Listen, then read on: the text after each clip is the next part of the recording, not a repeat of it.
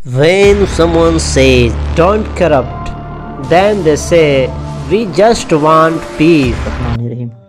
حضرت ابو ہریرہ رضی اللہ تعالیٰ عنہ سے انہوں نے کہا کہ رسول اللہ صلی اللہ علیہ وسلم نے فرمایا، کیا میں تمہیں دجال کے متعلق ایسی بات نہ بتاؤں جو کسی نبی نے اپنی امت کو نہیں بتائی؟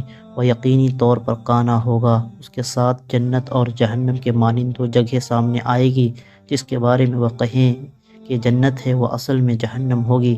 میں نے اسی طرح تمہیں اس سے خبردار کر دیا ہے، جس طرح حضرت نوح علیہ السلام نے اس کے بارے میں اپنی قوم کو خبردار کیا تھا۔ ایک اور حدیث میں حضرت ابو سعید خدری رضی اللہ تعالیٰ عنہ نے کہا، ایک دن رسول اللہ صلی اللہ علیہ وسلم نے ہمارے ساتھ دجال کے بارے میں لمبی گفتگو فرمائی۔ اس میں آپ نے ہمارے سامنے جو بیان کیا اس میں یہ بھی تھا کہ آپ نے فرمایا، وہ آئے گا، اس پر مدینہ کے راستے حرام کر دیے گئے ہوں گے، وہ مدینہ سے متصل ایک نرم سریلی زمین تک پہنچے گا، یعنی کہ بنجر زمین یا خالی زمین جو پڑی ہوئی ہے، مدینہ سے باہر اونچی ایک جگہ ہے جسے کنگڈم پلیس بھی بولتے ہیں، نرم سریلی زمین تک پہنچے گا۔ اس کے بعد ایک آدمی مدینہ سے نکل کر جائے گا جو لوگوں میں سے بہترین یا بہترین لوگوں میں سے ایک ہوگا، اور اس سے کہے گا، میں گواہی دیتا ہوں کہ تو ہی دجال ہے جس کے بارے میں رسول اللہ صلی اللہ علیہ وسلم نے اپنی گفتگو میں ہمیں بتایا تھا۔ تو دجال اپنے ساتھ موجود لوگوں سے کہے گا، تم لوگوں کا کیا خیال ہے کہ اگر میں اس شخص کو قتل کر دوں اور پھر اسے زندہ کر دوں تو کیا اس معاملے میں تمہیں کوئی شک باقی رہے گا؟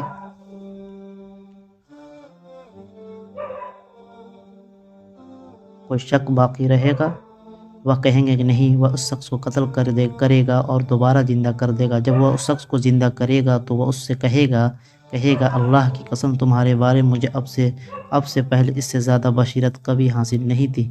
فرمایا، دجال اسے قتل کرنا چاہے گا لیکن اسے اس پر تسلط حاصل نہیں ہو سکے گا۔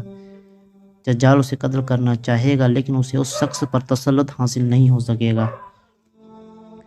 ایک اور حدیث میں رسول اللہ صلی اللہ علیہ وسلم نے فرمایا، دجال نکلے گا تو مومنوں میں سے ایک شخص اس کا رخ کرے گا، اسے اسلحہ بردار، دجال کے اسلحہ بردار محافظ ملیں گے، مطلب جو لو لشکر جو ہوگا اس کا دجال کا، اس میں سے لوگ ملیں گے اور اس سے پوچھیں گے کہاں جانا چاہتے ہو؟ وہ کہے گا، میں اس شخص کی طرف جانا چاہتا ہوں جو اب نمودار ہوا ہے۔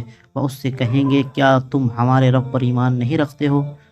وہ کہے گا، وہ جو اسلحہ بردار لوگ تھے وہ دجال کے بارے میں ان سے بول رہے ہیں، جو ایک شخص گیا دجال کی طرف جس نے رخ کیا ہے، اس سے بول رہے ہیں کہ کیا تم ہمارے رب پر ایمان نہیں رکھتے ہو، یعنی دجال پر ایمان نہیں رکھتے ہو؟ وہ کہے گا، ہمارے رب کی ربوت اور صفات میں کوئی پوشیدگی نہیں۔ وہ اس کی بات پر مطمئن نہ ہوتے ہوئے کہیں گے، اس کو قتل کر دو۔ پھر وہ ایک دوسرے سے کہیں گے، کیا ہمارے رب یعنی دجال نے ہمیں منع نہیں کیا تھا کہ اس کے سامنے پیش کرنے سے پہلے کسی کو قتل نہ کرو؟ وہ اسے دجال کے پاس لے جائیں گے۔ وہ مومن جب اسے دیکھے گا تو کہے گا، لوگوں یہ وہی دجال ہے جس کا ذکر رسول اللہ صلی اللہ علیہ وسلم نے فرمایا تھا۔ فرمایا تو دجال اس کے بارے میں حکم دے گا تو اس کے اعضائے کو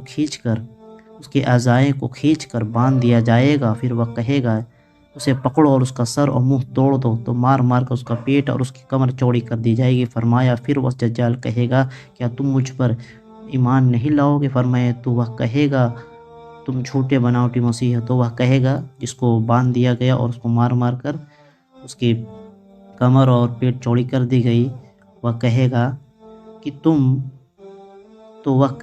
تم جھوٹے بناوٹی مسیح ہو۔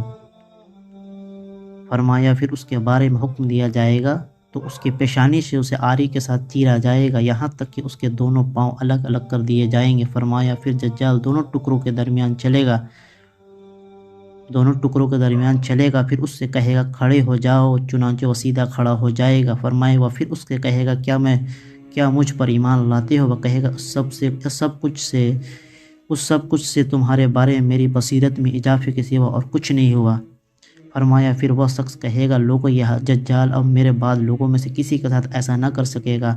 فرمایا دجال اسے ذبح کرنے کے لیے پکڑے گا تو اس کی گردن سے اس کی ہنسلی کی ہڈیاں تک کا حصہ تانبے کا بنا دیا جائے گا، یعنی کافی سخت اور مضبوط بنا دیا جائے گا، وہ کسی طریقے سے اسے ذبح نہ کر سکے گا۔ فرمایا تو وہ اس کے دونوں پاؤں اور دونوں ہاتھوں سے پکڑ کر اسے پھینکے گا، لوگ سمجھیں گے کہ دجال نے اسے آگ میں پھینک دیا ہے، جبکہ اصل میں وہ جنت میں ڈال دیا جائے گا۔ رسول اللہ صلی اللہ علیہ وسلم نے فرمایا، شہادت میں رب العالمین کے سامنے یہ شخص سب لوگوں سے بڑا ہے۔ ایک اور حدیث میں حضرت مغیرہ بن شعبہ رضی اللہ تعالی عنہ سے روایت ہے، انہوں نے کہا کہ نبی کریم صلی اللہ علیہ وسلم نے دجال کے بارے میں جتنا میں نے پوچھا اس سے زیادہ کسی نے نہیں پوچھا۔ آپ نے فرمایا اس کے حوالے سے تمہیں کیا بات اتنا تھکا رہی ہے اور تمہیں نقصان نہیں پہنچائے گا؟ کہا میں نے عرض کی اللہ کے رسول صلی اللہ علیہ وسلم، لوگ کہتے ہیں کہ اس کے ہمراہ کھانے کے ڈھیر اور پانی کے دریا ہوں گے۔ آپ صلی اللہ علیہ وسلم نے فرمایا اللہ کے نزدیک وہ اس سے حقیر تر ہے کہ ایسی چیزوں کے ذریعے سے مسلمانوں کو گمراہ کر سکے۔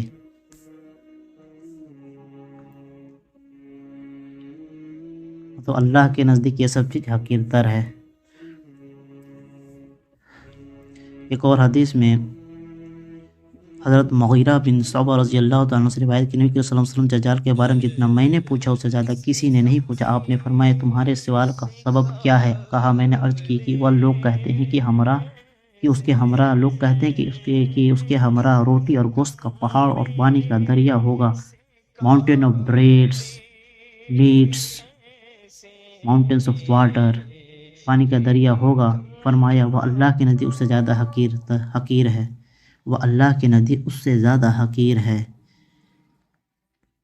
یعنی he would be more insignificant in the eye of Allah compared with all this۔